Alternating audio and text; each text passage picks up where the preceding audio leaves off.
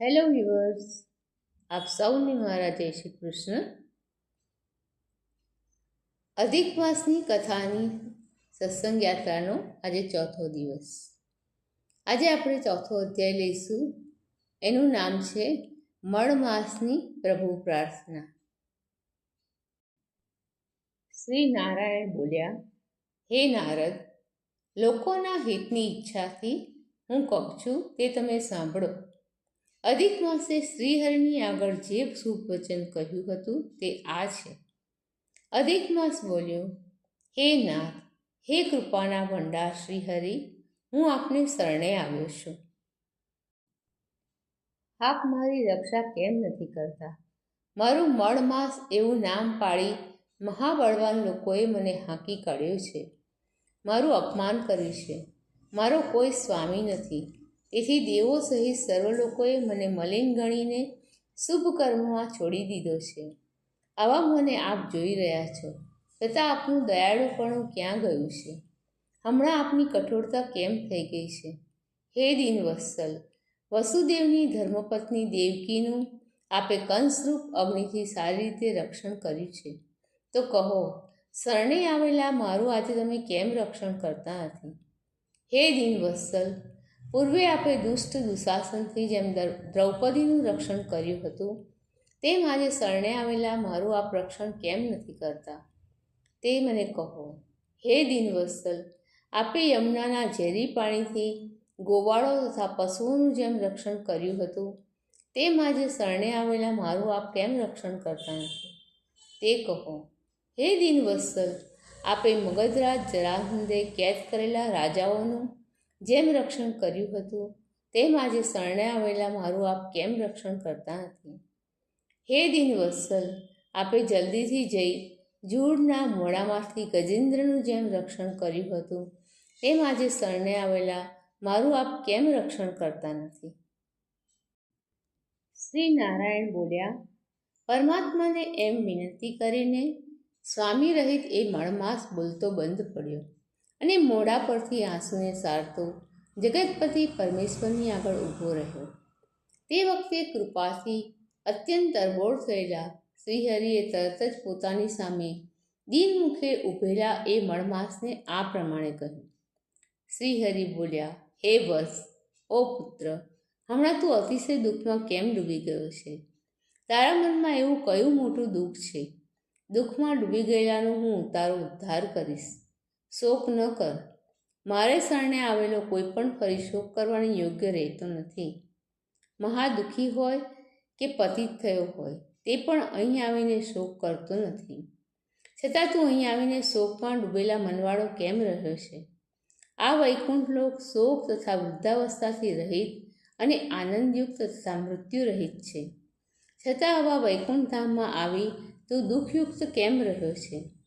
તને અહીં દુઃખયુક્ત જોઈને વૈકુંઠવાસીઓ અતિશય વિસ્મય પામ્યા છે. તો હે વત્સ, તું મરવા કેમ ઈચ્છે છે તે હમણાં જ મને કહે. શ્રી નારાયણ બોલ્યા, ભારને ઉપાડી રહેલો માણસ જેમ ભારથી રહિત થઈ સુખ પામે તેમ ભગવાનનું એ વાક્ય સાંભળી સુખ પામેલો મળમાસ હાંફતો હાંફતો શ્રી મધુસૂદન ભગવાનને કહેવા લાગ્યો.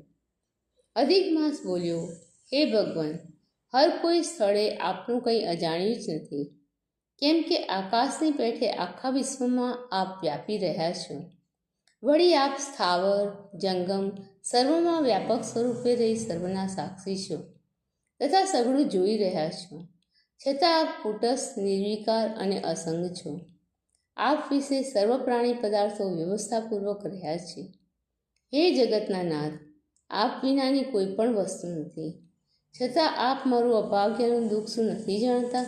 આપ બધું જાણો જ છો. તો પણ હે નાથ, મારા દુઃખનો ઢગલો જે ઉગાડો છે તે આપને હું કહું છું. એવું દુઃખ આપે કોઈનું સાંભળ્યું જ નહીં હોય અને જોયું પણ નહીં હોય. ક્ષણ, લવ, મુહૂર્તો, પખવાડિયા, મહિના, દિવસો તથા રાત્રિઓ એ બધા પોતપોતાના સ્વામીઓના અધિકારને લીધે સદા નિર્ભય તથા આનંદી રહે છે. મારું તો કંઈ નામ નથી, મારો કોઈ સ્વામી નથી અને મારો કોઈ આશ્રય પણ નથી. એ કારણે દેવતાઓ સહિત સર્વ લોકોએ મને મારા કામમાંથી દૂર કર્યો છે. આ મળમાસોએ સત્કર્મોનો નિષેધ કરાયો છે. એમ દરેક મારું અપમાન કરે છે. તેથી હંમેશા ખાડામાં પડ્યા કરતો આંધળો માણસ જેમ મરવા ઈચ્છે છે તેમ હું પણ મરવા ઈચ્છું છું. મને જીવવાનો ઉત્સાહ જ રહ્યો નથી. ખરાબ હાલતમાં મારે જીવવું નથી. હંમેશા બળ્યા કરતો પ્રાણી નિરાતે ઊંઘી કેમ શકે? બસ, હે મહારાજ, આથી વધારે મારે કંઈ પણ કહેવાનું બાકી રહેતું નથી. આપ પારકું દુઃખ સહન કરતા નથી અને પારકા પર ઉપકાર કરવો એ આપને પ્રિય છે એવા આપ મનાયા છો. વળી વેદોમાં તથા પુરાણોમાં આપ પુરુષોત્તમ તરીકે પ્રસિદ્ધિ પામ્યા છો. તો પોતાનો ધર્મ વિચારી આપને જે ગમે તે કરો. હું પામર, આપ મહાન પ્રભુને હવે વારંવાર કહેવાનું નથી. હું મરીશ, હું મરીશ અને હું મરીશ જ. એમ વારંવાર કહી એ મળમાસ બોલતો બંધ થયો અને પછી હે નારદ, શ્રી લક્ષ્મીપતિ પ્રભુની સામે એકદમ બેભાન થઈને તે પછડાઈ પડ્યો. તે વેળા એને ત્યાં પડી ગયેલો જોઈ આખી સભા અત્યંત વિસ્મય પામી. શ્રી નારાયણ બોલ્યા. અધિક માસ એમ કહી વિરામ પામ્યો એટલે શ્રી વિષ્ણુ ભગવાન અતિશય કૃપાથી વ્યાપ્ત બની તેના દુઃખથી પોતે પણ દુઃખી થઈને ચંદ્રના કિરણ જેમ શાંતિ કરે તેમ એ મળમાસને શાંતિ પમાડતા મેઘના જેવા ગંભીર અવાજથી સુંદર એવું વચન બોલ્યા. સૂત બોલ્યા. સમગ્ર વેદશાસ્ત્રોની સમૃદ્ધિનું શ્રેષ્ઠ આશ્રય સ્થાન શ્રી નારાયણનું પાપના સમુદાયરૂપ સમુદ્રનો નાશ કરવામાં વડવાનળ સરખું અને અતિશય શુદ્ધ એવું વચન સાંભળી નારદજીનું મન અતિશય હર્ષ પામ્યું અને પછી હે બ્રાહ્મણો, એ નારદ મુનિ આદિપુરુષ શ્રી વિષ્ણુ ભગવાનના મળમાસની આગળ બોલાયેલા વચનો સાંભળવાની ઈચ્છાથી બોલ્યા. ઇતિ શ્રી બૃહન્નારદીય પુરાણ વિષયના પુરુષોત્તમ મહાત્મ્યમાં મળમાસની પ્રભુને પ્રાર્થના નામનો 4થો અધ્યાય સમાપ્ત. દર્શક મિત્રો, આપ સૌને મારા જય શ્રી કૃષ્ણ. કાલે ફરીથી મળીએ આપણી અધિક માસની કથાની સત્સંગ યાત્રાના એક નવા અધ્યાય સાથે.